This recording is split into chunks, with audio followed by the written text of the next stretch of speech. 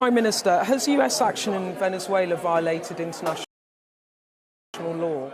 Well, the most important thing in Venezuela is a transition to democracy, a peaceful transition.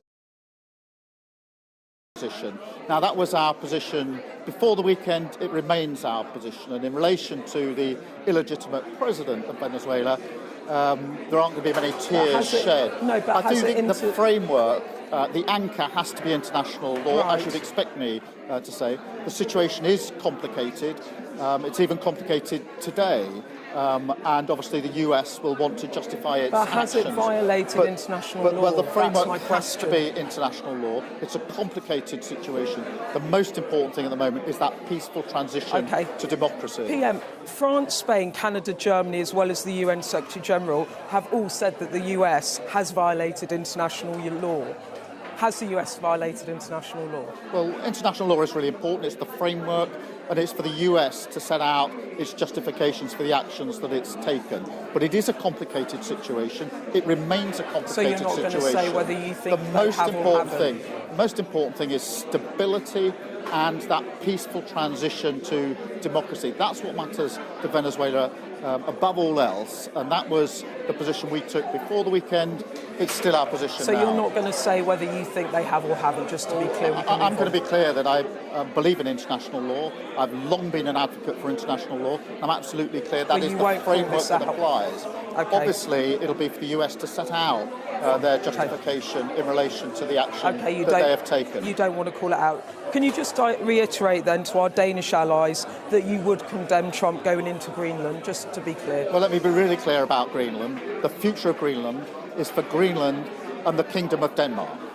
Denmark is a close European ally, a close NATO ally, and the future, therefore, has to be for Greenland, for the Kingdom of Denmark, and only for Greenland and the Kingdom of Denmark, and we're absolutely clear about that. The Danish Prime Minister's told Trump to stop the threats about Greenland. Do you agree with her? Well, I'd stand with her. Okay. And she's right about the future of Greenland. Okay. Prime Minister, this is the year that you say the UK will turn the corner. But this month, energy bills have gone up 0.2%. In April, alcohol duty goes up, council tax, water bills, income tax will be going up for many, many workers. Many people won't feel like they're turning the corner. Is it going to get worse in the coming months before it gets better? No, what I'm really pleased about is that 2026 is the year we turn a corner. I was really pleased last year to set out the change that we will bring about, but some of that took legislation, financial provisions. 2026 is when that begins to happen. So we're freezing rail fares, for example. First time that's happened for 30 years. Taking £150 off everybody's energy bill, every household across the country. For the 6 million of the poorest, 150 on top of that. Free childcare, which is worth thousands of pounds, not hundreds of pounds, to those with children. And of course, what we saw is the stabilising of the economy. Inflation is coming down. The Bank of England is saying it'll get back to target, hopefully early this year. And of course, interest rates have now come down 6 times in a row. That's the sharpest pace of decrease since the 2008 crash. For everybody on a mortgage, that will make a material difference. So I'm not pretending this is a silver bullet.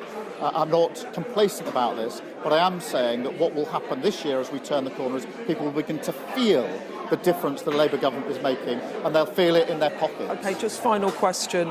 Isn't success for you personally at the moment surviving this year as Prime Minister? The May elections are going to be a real danger point for you. Are you prepared for a challenge to your leadership? Well, we won an election in July 2024 with a 5-year mandate for change. And I intend to deliver on that mandate. And I know I'll be judged at the next general election on whether we've delivered on the things that really matter, and that will be our living standards improving. Do people feel better off? Be the number one question. Are public services better? And for that, most people will look to the NHS. Is it getting better? And do people feel safe and secure in their own community and in their own country? I'll be judged on that at the next election. That's the mandate that we won in July 2024, and I intend to deliver on that mandate. Is your message to your MPs then just to pipe down and get on with it and keep focused on that prize? I think every minute that any of us spend talking about anything other than the cost of living is a wasted minute. And we need to focus on what really matters to people up and down the country, focus on the mandate we won and the change that we are under an obligation, a responsibility to bring about. And therefore, every minute we're not talking about that is a wasted minute. And Beth Rigby, who did that interview, joins us live now. Beth, you can really tell how carefully the Prime Minister is measuring his words when he's talking about the legality of American actions in Venezuela. Yeah, that's right, Barbara. I mean, look, the Prime Minister came here earlier today. We're at a community centre in Reading, and he wanted to talk about the cost of living and, as he puts it, turning the corner. But, of course, international events dominating. And when it comes to the matter of Trump and Venezuela, there has been condemnation of this in terms of violating international laws from other European leaders. But Keir Starmer, you would have noted there, even though he himself is a lawyer who speaks about wanting to uphold international law, he just did not want to answer that question about whether or not he also believed that Trump had violated international law, and he kept saying it's a complicated picture, it's up to the US to explain. And you can see what's going on here, which is he doesn't want to poke the bear, if you like. He does not want to get into discussions about Trump's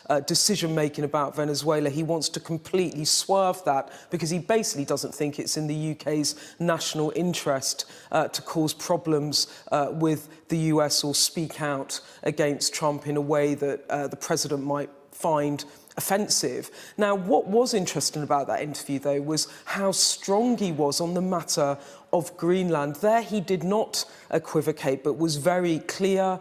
When I asked him about sovereignty of Greenland and whether he stood by the Danish Prime Minister, who has been asking Donald Trump and the US administration to stop making threats, he said, I stand with her, and he said he was very clear that the future of Greenland is for Greenland and Denmark and for them alone. So a bit stronger there on Greenland, but when it comes to Venezuela, clearly wanting to avoid being drawn into rows over Trump's behaviour.